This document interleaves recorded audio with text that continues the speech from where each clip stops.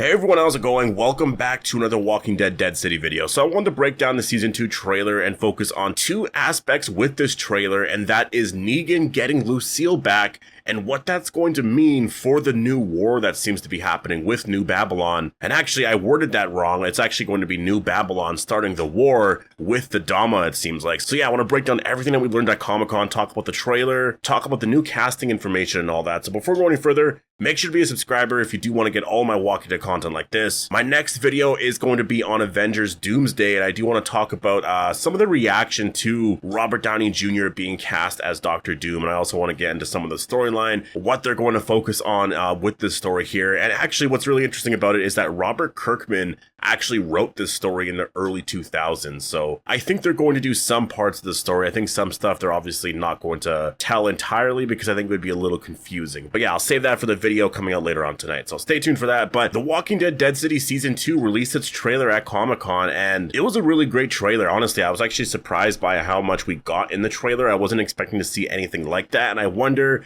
if this is going to be a change by AMC in terms of how they promote the spin-offs, because I will say, in terms of promoting the spin-offs, they really haven't been doing it a lot, and I more mean in terms of just like the length of time in terms of promoting it. Like, it seems like as of late anyways, they'll only really promote it like a month and a half to 2 months beforehand. I know they'll do stuff before that, obviously, but I don't know, at least for Daryl Dixon anyways, it felt like it was just very, very quiet. Like, now, yes, they're going to be starting to promote it a lot more, but like things have been so quiet this whole like spring and summer so far, so I didn't expect that we were going to get a trailer like this for Dead City. I figured that like after Daryl Dixon aired, maybe we would get something then, but like they literally just finished filming Dead City Season 2 a couple of weeks ago, and they already put this together here, so I'm very surprised by that. But yeah, Negan gets Lucille back, and I'm very happy that they just came right out and confirmed it in the trailer, because we all knew that it was happening, right? We all knew that Negan was going to be getting Lucille back, and I think it's going to be very important for this story, because I think that in terms of like the whole Maggie versus Negan stuff, we all know how that's going to play a role in all of that, but I think just in terms of for Negan as a character, I actually think he's going to be doing this more for good. Because you also have to remember, like, Negan having Lucille and having the bat and all that, it doesn't necessarily mean that he's going to be the villain and everything, right? Like, I think a lot of people are assuming right away, oh, he's the villain now. I think that it depends on which side you're on, but based off of a lot of the comments made at San Diego Comic-Con, I think that New Babylon is going to be the ones that are starting the war here, because they want the methane that the Dama and her group have, right? And so to me, I'm like, they're the ones kind of starting all of that. Negan, if anything, is just sort of defending himself in all of this. And obviously, the Dama, you know, they have this whole, like, I guess, kind of empire that they're trying to build right now that they want Negan to be the leader of, I guess. And so we'll see where that goes. I definitely think there's going to be, like, good aspects to both sides and also really bad aspects of both sides, where it depends on sort of how you view the situation overall, right? And I do think that Maggie and Negan are both going to be on opposite sides of all of this, and I can just see, just based off of some of the storyline here, a lot of us really feeling like, I actually think Maggie and New Babylon are more the villains here. I saw that a lot of the comments regarding Season 2 was that it's actually going to feel a lot more like a reset. And that is coming from Gimple, who actually said that, you know, the very first season felt like a reset from The Walking Dead, which it definitely did. The very first season really felt like this was something different, very unique, and just it's going to change a lot of how we view these characters in Walking Dead stories. And it definitely, like, it completely changed the tone of the original series to a more, I guess, movie-like quality. And I think a lot of people are obviously big fans of the spinoffs right now. And so for Season 2, it's going to do the same thing here, apparently, that the story and I guess what's going to happen here in terms of just maybe the tone or certain directions that the characters were going in, it's going to be like a reset. And so I find that interesting, because I think the whole New Babylon war aspect to this is going to make things very different here. And I think they likely saw some of the criticisms with Season 1 and adjusted some of the story here for Season 2, because I think that's what's amazing about doing a second season. And I hope that The Ones Who Live gets a Season 2. I know that they're going to be doing a new story at some point. It seems like that is very, like, I don't want to say it's practically confirmed, but it seems like that's very much going to happen. Like, they are going to be doing a new story. It's just whether or not that's going to be a newer series, or if it's going to be a Season 2 of The Ones Who Live. And I think, you know, the issue with not doing a Season 2 is that you end The Ones Who Live in kind of a bad way, whereas I think if you did a Season 2, you can actually correct a lot of the storylines. A lot of people had a lot of issues with the CRM arc and how that ended.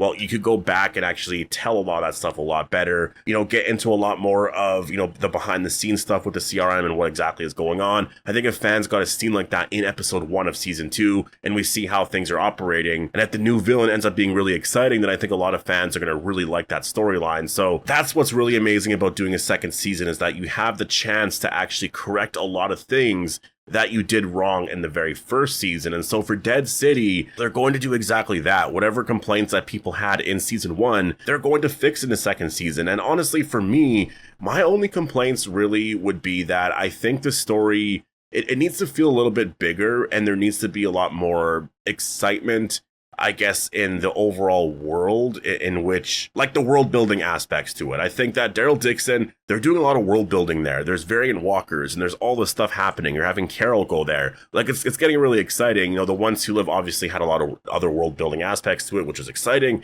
But Dead City, you just had Maggie and Negan going to New York. So it looks like in season 2, there's going to be a lot more, focus on New Babylon, exactly what this community is like, and also the Dama and her communities, and learning a lot more about New York City and Manhattan and whatnot, right? So I think that is smart for sure. I think this is where crossovers and connecting the other aspects to The Walking Dead is very important. And that's where Dead City can get really exciting. Like Daryl Dixon, it's kind of hard to do crossovers and all that because Daryl's in France. But I think for Dead City, you can really get Dwight or get Morgan or get other characters to be on that show. Obviously, I think Morgan, maybe you want to save him for The Ones Who Live season 2, but Dwight, honestly, perfect character to be in season 2 or even a season 3. I don't think he'll be in season 2, but what I will say is that I think on set, there was props from Fear the Walking Dead season 8, I believe. So I just wonder if it's connected to Dwight in any way. I don't know. But I think for season 3, if they were to have Dwight on that show, it would just be absolutely incredible.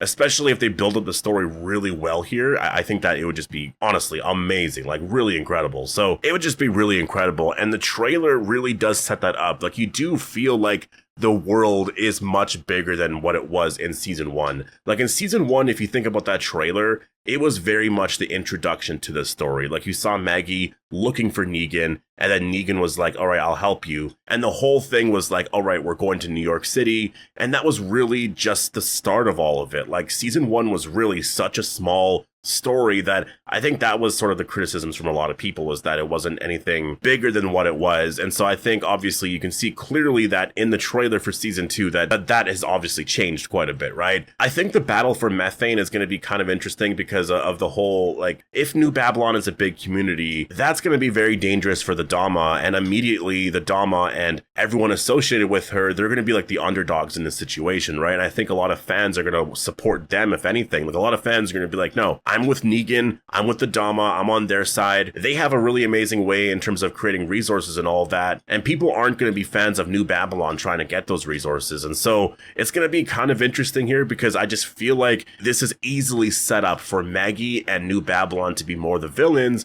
and I don't see Maggie really siding with Negan and the Dama, because that could cause issues for the Bricks. And I guess maybe, I don't know if they're getting resources from New Babylon. The thing about New Babylon is we don't know a lot about how this community operates, but obviously we learned in season 1 that Negan was wanted, and that's really interesting, because really you're creating law in a world where there really is no laws anymore, and I think a lot of people are going to have issues with that. And I just wonder how much power they really have, because Negan obviously ran away. And so I just feel for Maggie, she's not going to really try to cause anything there, because obviously she has Herschel as well. And I just feel New Babylon is going to be the villains here in season 2. It's going to be very, very obvious. I feel very early on that what they're doing is kind of messed up here. And I'm just so excited for this season. I can't wait to learn more specifics with the storyline, and I just can't wait to see Negan get Lucille and just all of the scenes that happened with that, because obviously those scenes are the most fun. And it is really funny that fans really do prefer that version of the character, but it makes sense. It's the more fun version of the character. And again, I don't think it means he's becoming the villain again. I just think he's using that bat and that persona as a way to sort of, help the Dama and also survive and be able to actually help everyone out here. So I think it's going to be very different than the way he used to run, the Saviors back in the day, where he was clearly the villain, though then again, people can argue that maybe he wasn't the villain. I mean, he was doing some bad stuff, though, that's the thing, right? Like, I think that's the issue with a lot of this, is that you look back then, you're like, well, Negan was doing a lot of bad stuff, but also Rick went into that outpost and killed a lot of people, right? So I think back then it was like, well, you know, it makes sense why Negan did what he did, though I think if you just look at just the way the communities were run overall, you could see that there was clearly a villain, right? It was the saviors, it was Negan, they were the villains there. But I think now it really depends on how all of this is run, and we got to learn a lot more about the Dama and what they're trying to do, and I wonder if they are going to make them seem like they're not necessarily the villains anymore. There is a new character named Bruegel, and they did say that he was the villain, but we'll have to see this season, right? I don't know if he will end up being the villain in the end, because of Maggie, obviously we know Maggie is a hero, right? But if she's with New Babylon and they're not necessarily that good of people, and just the community in general seems a lot more, I guess, villainous, I think that's where this season could create a lot more complexity. And yeah, I'm really excited for this season here. So definitely post all your thoughts down below. Hope you guys all enjoyed the video, and I'll see you in the next one.